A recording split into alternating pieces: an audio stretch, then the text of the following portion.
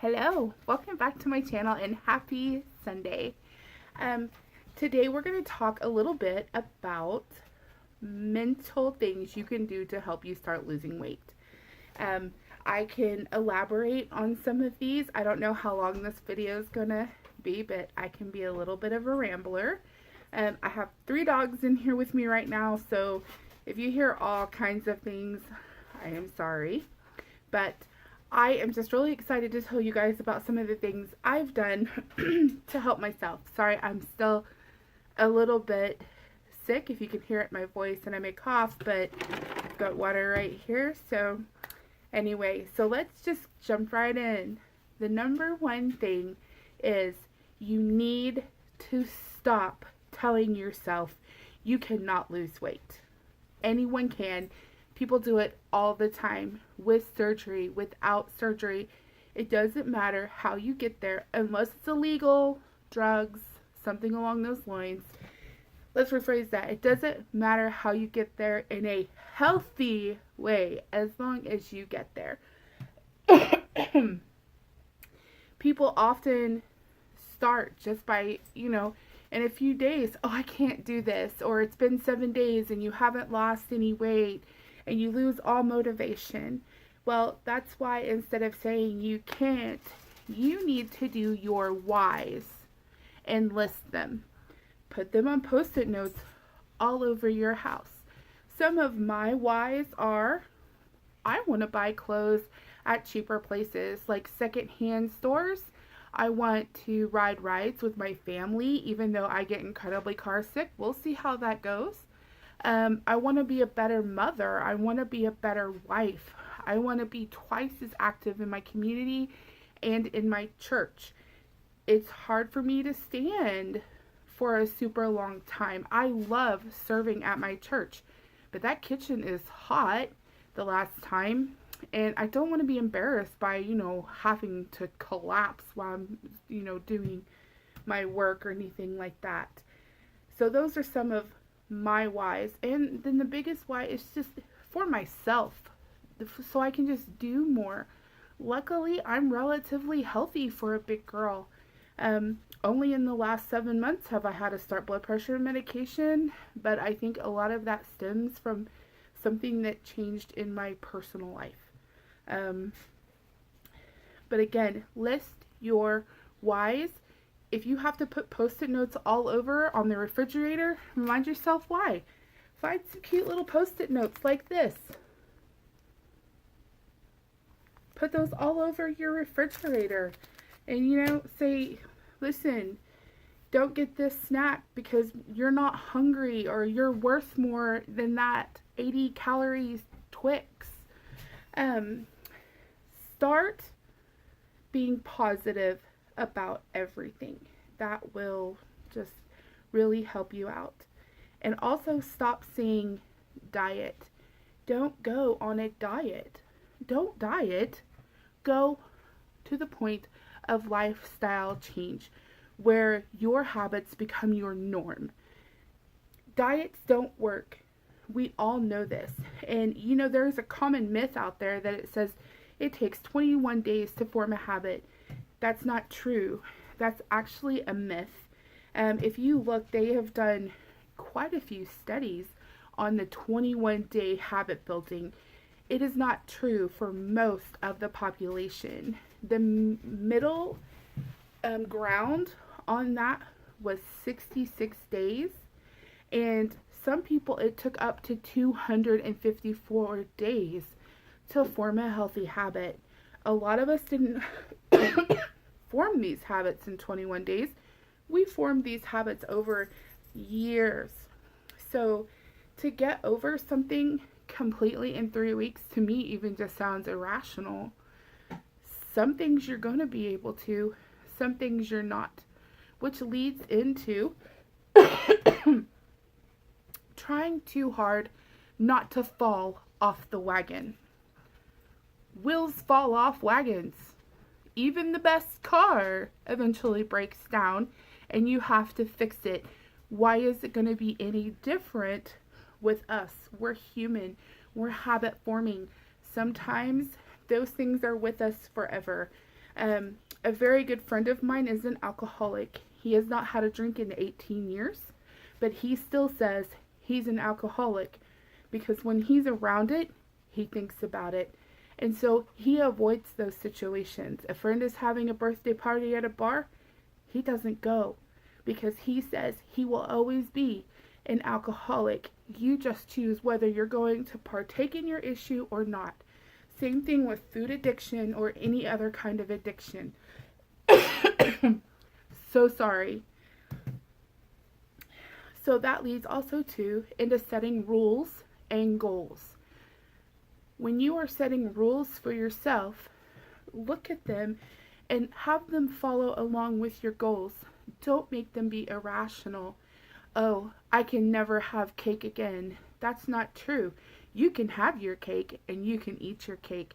The thing is that you can't eat cake every day and you can't eat a whole cake in one setting. My birthday was March 2nd.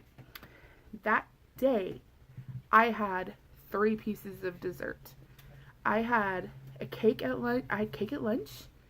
I had cake in the afternoon, right? Well, I had cake that day and I had cheesecake that night, and then the next day I had a piece of gluten-free cake that my mom had brought out to where I was staying for the women's encounter. And so what I did in turn is I ate a portion control size. I didn't eat a whole big piece. And 2, I took into consideration that I had had cake that day. So you give something else up, or you just find another way. So when you're habit forming and you fall off the wagon, dust yourself off, put your wheel back on your wagon, get back on, and do better the next meal. Don't make it an excuse. Oh, I had pizza for lunch. Well, I guess I better scarf down the other half of that pizza for dinner because it's there. No. Get back on the wagon. Get rid of the pizza. Don't even order the pizza if you can avoid it. Get a salad instead. Do a smoothie. Find a way to get yourself immediately back on that wagon. Your life is going to be so much better, which leads into lose the guilt. We all have bad days. All of us. And I know that I say no bad days, but I just mean when I say no bad days and using that as an excuse to harm our bodies. If you are having an emotional bad day, instead of turning to food, instead of turning to a whole cheesecake or a whole pizza or going down to the convenience store and buying the Mountain Cheetos and bean dip, turn your focus to something else. Grab a book. My daughter and I were learning how to crochet. We're going to a local college and we're taking crochet classes. And I find myself this week when I was upset, instead of going into my drawer at work where we hide candy for clients, I didn't eat 10 bags of little things of M&Ms. I refocused and I focused on my work. And at lunch, I put in my earphones, I watched a show, and I crocheted. I tuned out for a full hour. I didn't talk to anybody at work. I mentally refocused myself and got back on track. And that's what it takes. That's what you have to do. Keep a good book. Rent library books. Just quit going into those so that you have guilt. Oftentimes, I'm lucky enough that I'm not really a binger. I've never been a snack person. So that helps me. I mean, I haven't in recent years. I can't recall really whenever I was like a major snack person. Ate snacks this last weekend. But when you get into that cycle of doing good, binge, fail, and you set yourself up for the guilt, you need to just shake it off right away. I have watched friends. I have watched YouTubers that I love When they fail in that moment and they have a binge, the destruction on their face kills me. I'm not mad that they binged. I'm sad for them that they binged and now they're hurting. Let it go. Let it go right at that moment and realize you are worth more than that binge. Just move on from it. Do better. Find a way to keep it from happening again. Taking a shower, calling a friend. Any of you can email me. I may not reply right away, but email me. Find something to do with your hands. They say idle hands makes the devil's work. Well, yeah, it also applies to food and addiction. Fall in love with moving. That's something else too. You feel like you're about to eat a whole box of Girl Scout cookies, which, by the way, I have a car full because my daughter is a Girl Scout. Yet, I've yet to eat a whole box in one sitting. I've had very few boxes in the weeks that I've had them. Find your love of moving. When you're sitting there and you're watching Netflix and you feel a binge coming on or something has upset you, grab some water bottles, pump your arms, dance, get up, put on some music. Nobody's watching you. Bust out a move. There is no reason. We've gotten high knees. Shake them, move them, work them off. Forget the binge, because then you're hot and sweaty and you don't want to eat. So keep continually falling in love with moving. This is something else too. Stop blaming others. You can't continuously blame others when you're hurt, or you're going to be hurt all the time.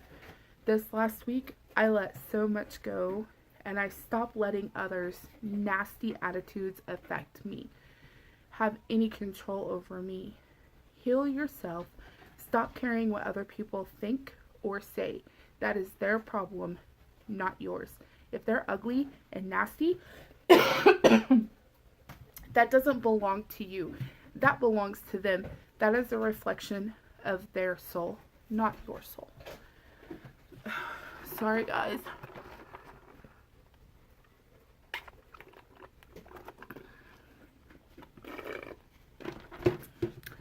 Okay, next is understanding your mentality and your body. Go to the doctor. Go to a nutritionist. Have your blood work done. I understand that I often have low minerals and nutrients. This has been a battle for me for the longest time. I have polycystic ovary syndrome. I have a metabolic issue. I know these things. They've been in writing for many years. So I kind of know what I need to do to get over those things. It's just making sure that I do them. So if you can fast, like I don't know how Jen on Life by Jen does fasting. I think I would bite people. I admire her for her ability to fast. No, I'm not. I can't. Besides, it makes me not feel well. I don't know what the deal is, but I can go a whole day without eating, but I just don't feel very good. Like the next day I'll throw up and it's no fun. I'll throw up acid. So if you can get into a nutritionist or a doctor, have your blood work done. Find out what you need, what you're lacking, and also those things will help you in the long run, and do what works for you as long as it's healthy. When it comes time to have your cycle, if you're a woman, understand your cravings. Be prepared ahead of time. I don't like steak. I don't care for steak. But in the days prior to my cycle, I could eat my way through a whole cow, I feel like. I want cow meat. Is it an iron issue? I don't know. So, what I can do, instead of going to McDonald's and binging on, what do they have? Big Macs? keep meat in your freezer. Make a small bowl of chili. Um, Keep small steak. Make yourself a small steak for dinner. Um, if you crave chocolate, like say for instance, my weakness is peanut M&Ms. One thing that I found that I can do is a little container. Take a tablespoon of chocolate chips, a tablespoon of peanuts, put them in there. I put them in the freezer. I don't have very strong teeth in the back, so that forces me to take that little chocolate piece and that peanut, and I just kind of have to savor them for a moment. Well, after 3 or 4, I don't want any more.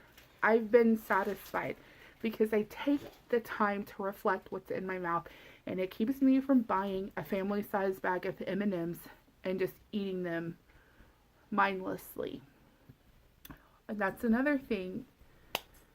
Stop eating in front of the TV. When you are eating, focus on what's going in your mouth. Feel what's in your mouth.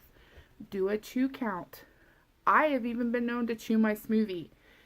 I put it in my mouth, even though there's nothing to chew.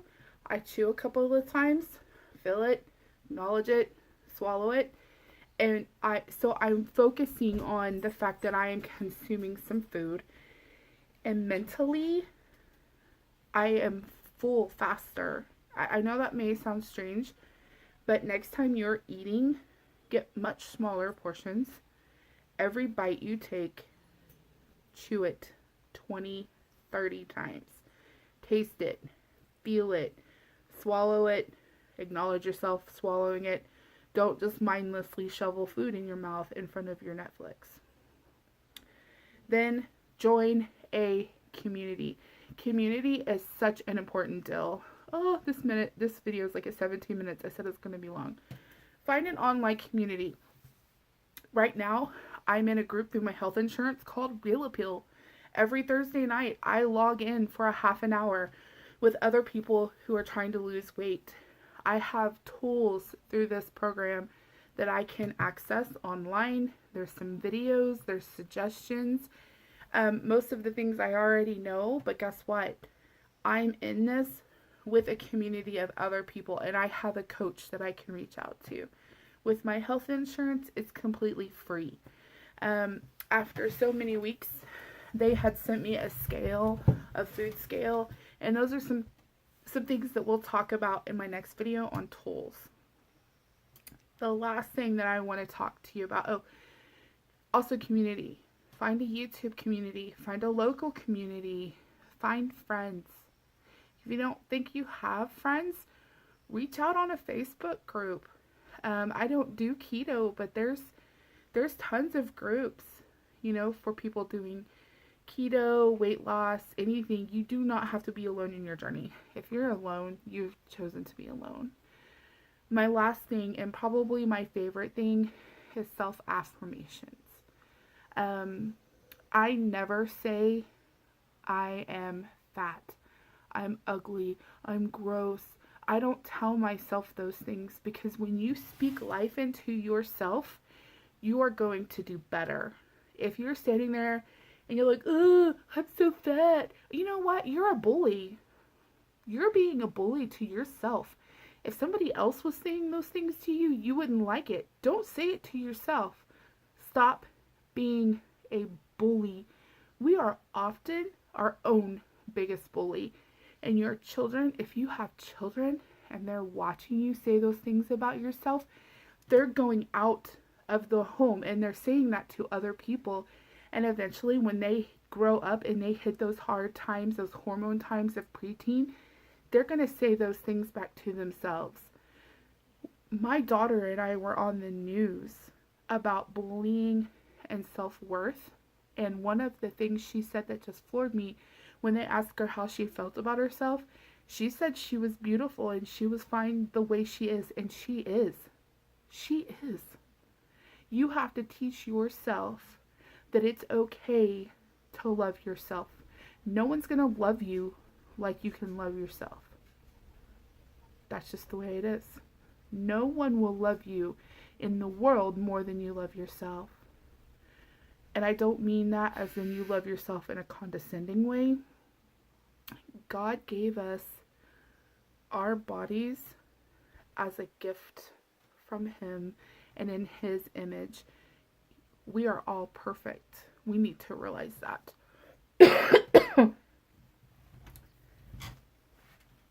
Some of us just need to realize, even if you don't believe in God, you are a gift. You are special.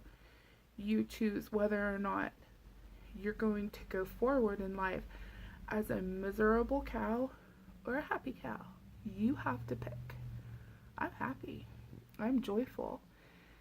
And it's not often that I don't feel beautiful. You have to be a reflection of your soul. This outside is just my outside. If anyone has to say anything about my outside, again, that's their problem, because I know that I'm a good person. I don't hurt people. I'm not mean to people. And that's what matters to me the most. Do I want a smaller body? Absolutely. Absolutely. But does it make me worthless to be overweight or a 5X? I mean, I'm 5'10" and I'm 437.8 pounds.